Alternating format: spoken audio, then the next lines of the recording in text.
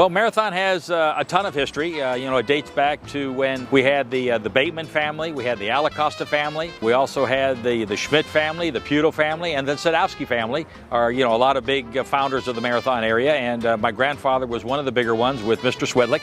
And he helped build the city of Key Colony Beach and develop Fisherman's Hospital and a lot of homes in the back area behind us known as Little Venice. What's really unique about Marathon is we are actually in the heart of the Florida Keys. And, and that's how the name came about way back in the good old days in the early 40s. And basically you're looking at being in the center, it's a straight shot.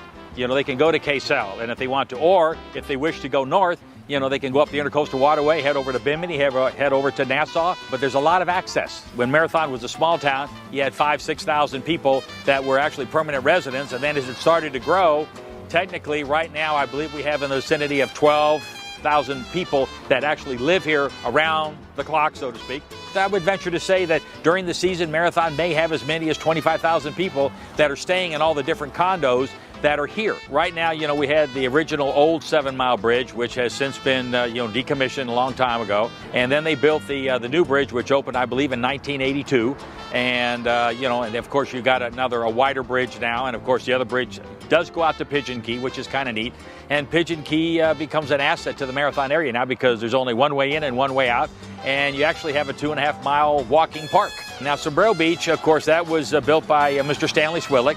And of course, when the beach was designed, it was a public access, and then he had given it to the city for them to maintain, and we've added all sorts of neat stuff out there where the city has put together. They have parks, and they have benches now, pavilions, you name it, brand new sand. It really looks kind of neat. And when you walk onto the beach area, you can look out the whole area, see Sombrero Light, which is about 3.5-4 miles offshore, and you can also see Washerwoman to the left.